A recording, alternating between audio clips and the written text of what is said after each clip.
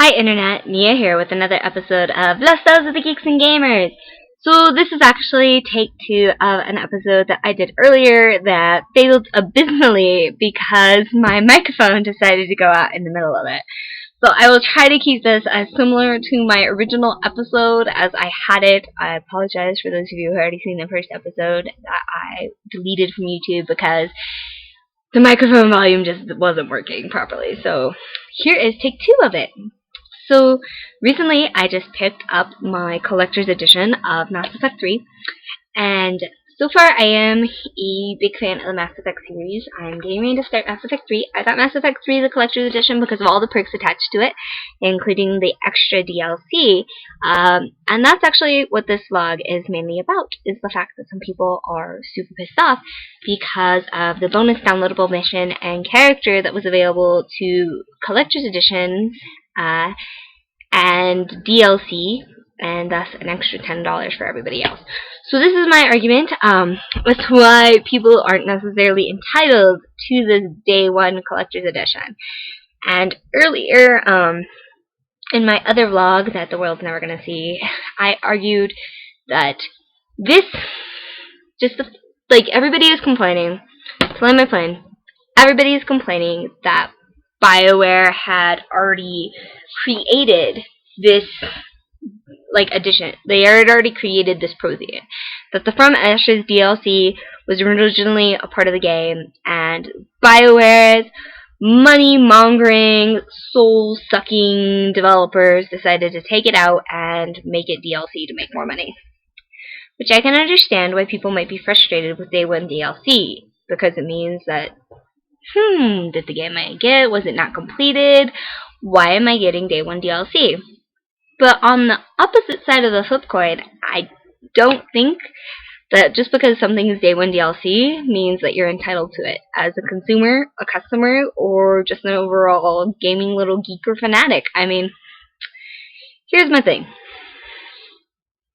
Director's cuts of movies exist for a reason.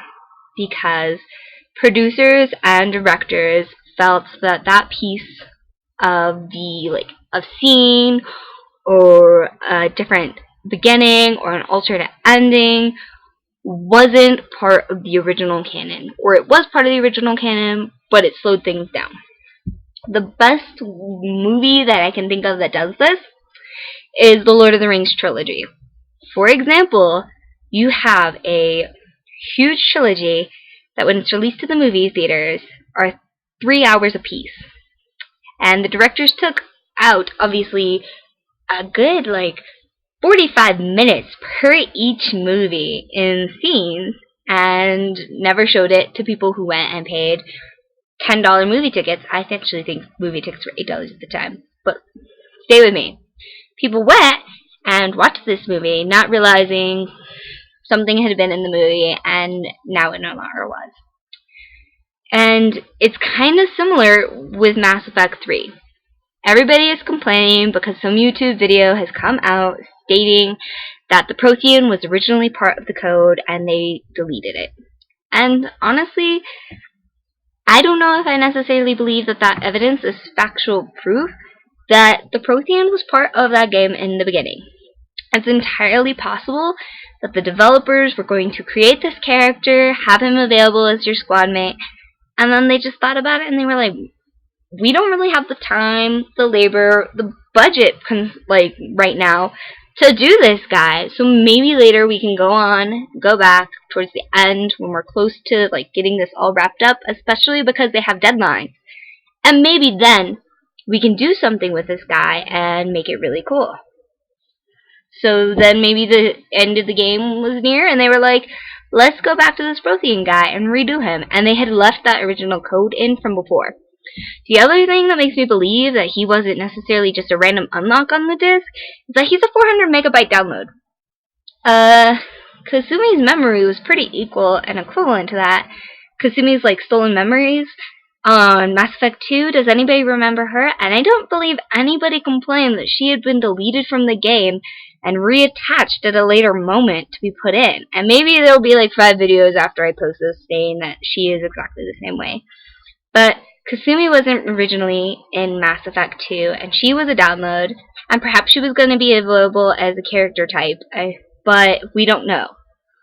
But the Prothean is not integral to the storyline. He isn't. He's really cool as a Prothean. It's amazing that you get a Prothean in your story, but he's not changing your endgame whatsoever. He doesn't change or deviate from the 17 different game endings. He gives you an extra loyalty mission, an extra squad mate. And he's cool to look at, and he's pretty to look at, but he doesn't do anything important. And that's my point, is that you guys are kind of crucifying Bioware as a developer for deleting something from their game that, honestly, I don't really feel that is part of the game. Like, it's DLC. It's extra content. Nobody complained about Zaid. Nobody complained about Kasumi. The only reason anybody's complaining about this is that it's day one DLC and his supposed code from a YouTube video was actually in the game. Now, maybe it was, maybe it wasn't. But character types are quite easy to put in. If the entire game was just getting unlocked on the disc, there would be no download. That would just be stupid. It would be a 0 megabyte download. And then I can understand people being pissed off. Because then you're downloading something that already was there, and you're just unlocking it. So, yeah, going back to the director's cut, it's just like a director's cut. They have to delete things. Bioware has to delete things. It's really easy to run things parallel. Nobody complained about the Lord of the Rings extended trilogy, or maybe people did and I just was too young to remember. But nobody complained about the Lord of the Rings extended cut getting released 2 months after they had already released the regular edition. I mean, nobody was like super frustrated going, "Oh my gosh, I just bought Lord of the Rings and now they released trilogy extended. Rage, anger." Okay, that was really over the top. But that's my point.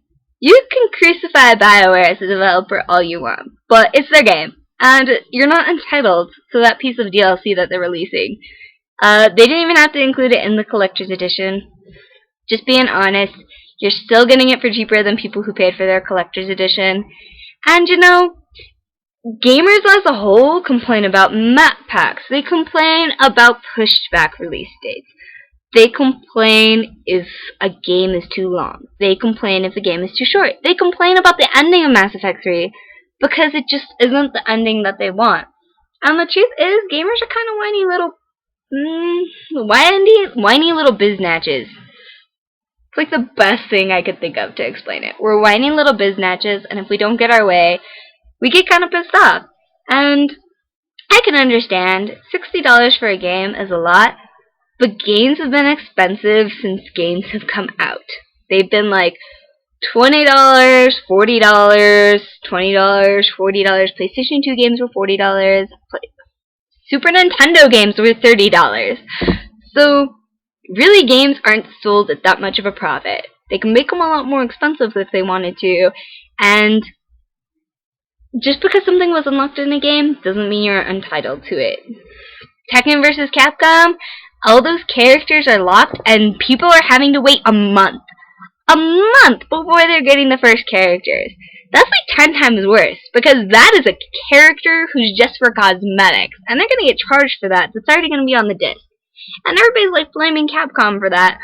But you know, blame me all you want. You guys aren't entitled to Bioware's piece of DLC. I think Bioware can do whatever they want. Creativity, like, oh god, I cannot talk.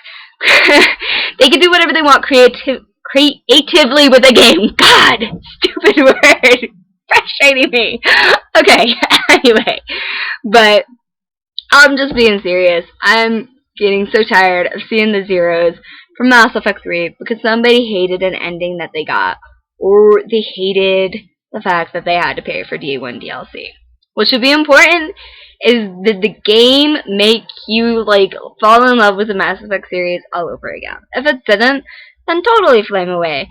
But you know, if Bioware went in a creatively different direction than something that you were like wanting or expecting, or you're flaming them because of day one DLC, then I expect you to flame every single development company that ever releases a piece of DLC in the future, because why wasn't it included on the original disc when obviously it was released a month later and it could have been on that original disc?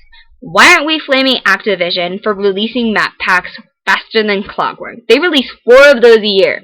So do the Gears of War 3 guys. I mean, and those are map packs, and you pay $15 for them. $15! And you're complaining about $10 that might give you a Prothean. You don't have to buy the DLC. Plain and simple. It's not like the DLC gives you the ending. I could understand flaming if it unlocked a different ending, but it doesn't. So please stop complaining about something that Bioware did. Blame me all you want, blame Bioware all you want, but I'm gonna disagree with you guys on this case. Bioware has the license to put whatever they want in their games, and I applaud them for Mass Effect 3. So, I hope you guys who are playing Mass Effect 3 are enjoying it and not dealing with all of this crazy baloney that's going on out there in the world. You guys can disagree with me.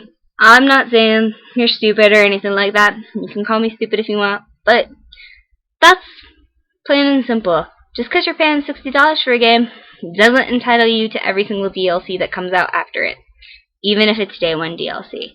And Assassin's Creed Brotherhood, Assassin's Creed Revelations is probably going to do it. Dragon Age did it, which is a Bioware game. But I mean, MMOs get consistently released, and if you think about it, they know, like, years in advance what they're going to do with that game. Because they have to keep it going. Because it's the money that keeps it going. And we might say that Bioware sold its soul out to EA, but they really didn't. They're a development company, and in an effort to make better games for you, they're going to have to charge you money. They can't just go, yes, we made this game out of the free will of our heart, and we're going to give it to you for free. Coding like that, new graphics engine, multiple endings, there's 17 endings. I don't know if they're too different, because obviously I haven't gotten through 17 endings, but something on that scope where they're taking forward 2 games, they're going to have to do stuff, and it might end up being different than what you want. So, I'm just saying, let's stop crucifying Bioware for something that you really shouldn't be crucifying them for. Because YouTube videos can be a hack.